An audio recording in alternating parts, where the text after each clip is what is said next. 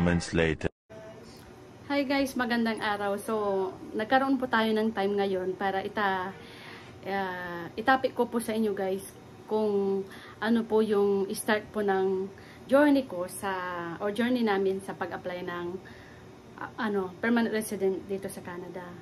So, PR na po kami guys itong July 11, 2025.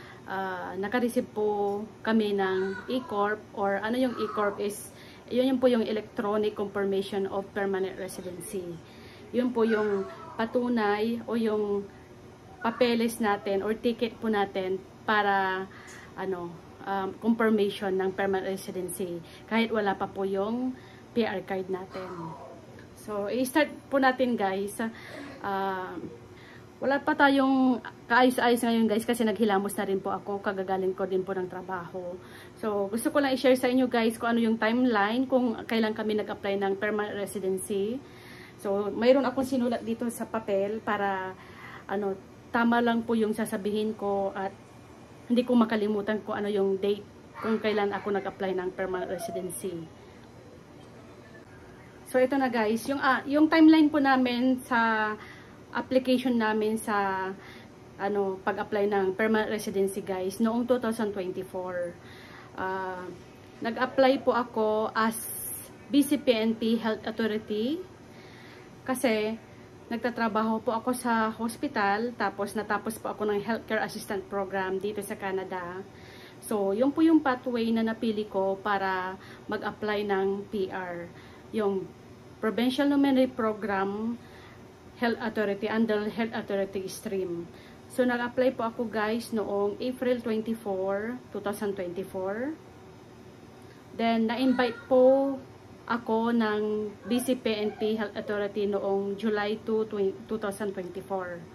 So, parang mga after 3 months, na-invite po ako ng invitation to apply. After 3 months. Then, noong August 14, 2024, nag-apply po ako ng PR application. So, from 3 months, then after 1 month naman. Nung naka-receive po ako ng invitation to apply guys, July 2 yon, 2024. Tsaka lang ako nag-apply ng PR application namin, August 14, 2024.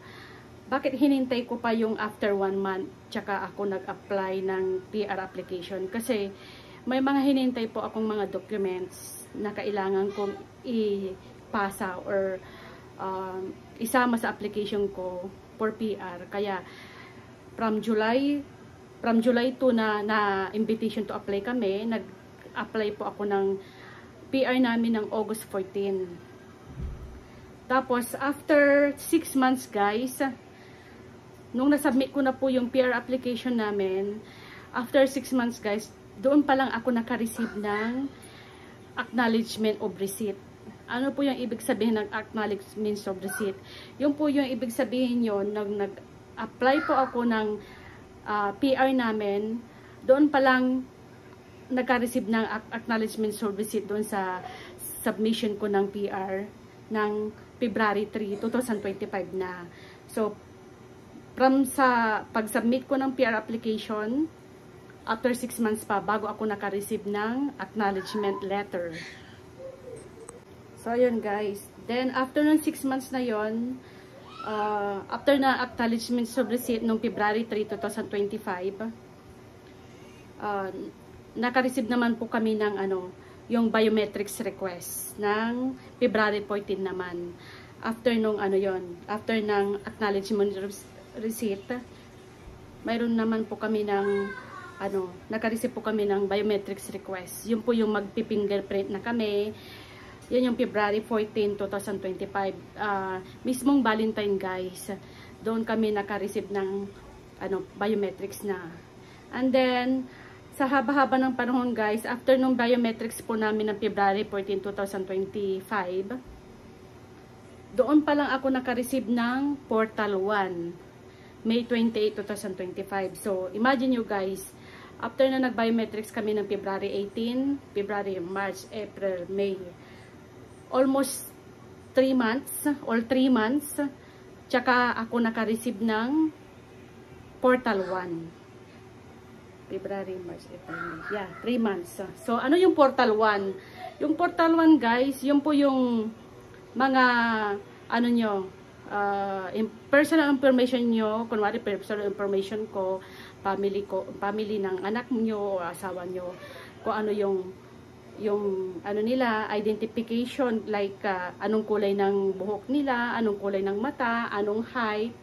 So, yun yung laman ng Portal 1. At saka, yung address nyo, guys.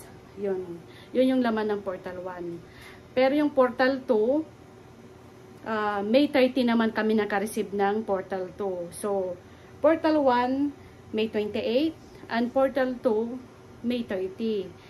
Portal 2 namin is May 30, 2025. So, parang ano lang, 3 days. 3 days tuloy.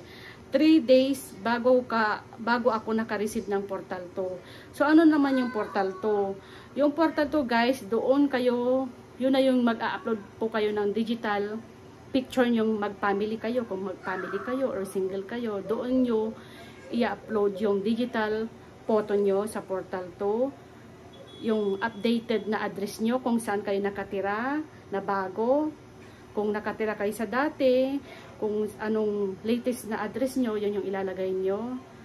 And then, yung consent, na nagsiswear ka na pag-receive mo ng Portal 2, may consent ka na you are currently residing in Canada.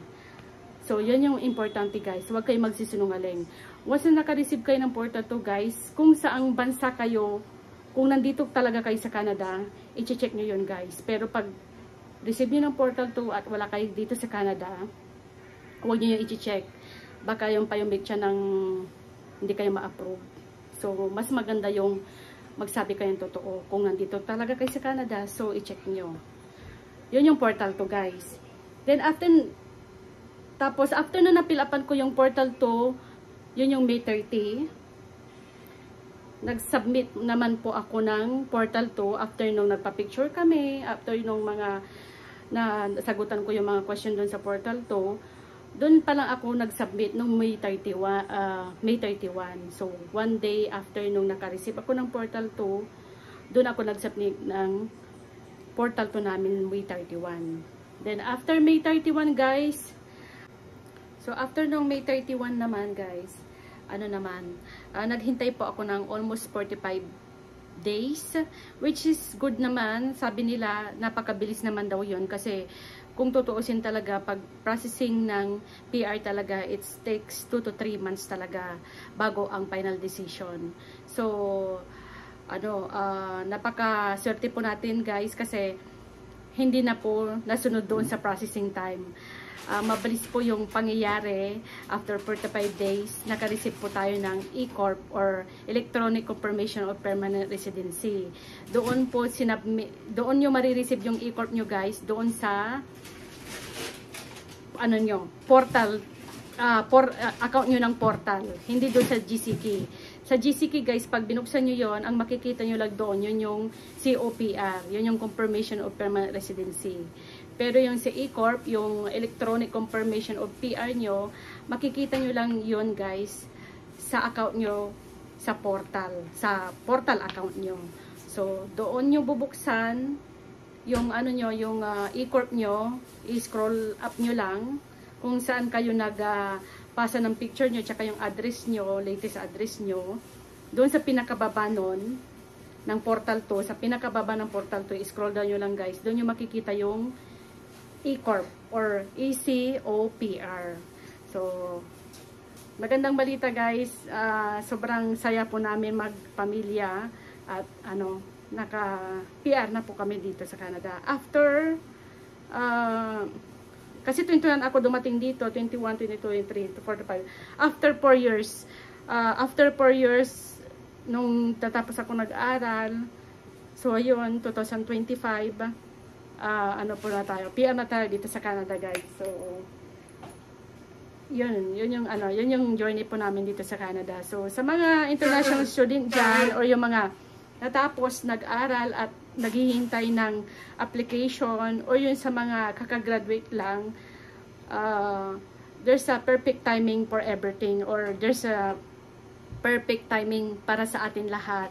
Kung sa akin guys, ganun yung journey ko, mabilis man. So pasensya na guys kasi biglang pumiyok po yung boses po natin kasi muntik na akong maiyak na naman sa pagiging emotional po natin. Siyempre, natural lang po yun guys na makakaiyak po tayo kasi sa hirap ng pinagdaanan natin dito sa Canada. Mapag-aral man, trabaho, sa personal life, ang dami po natin yung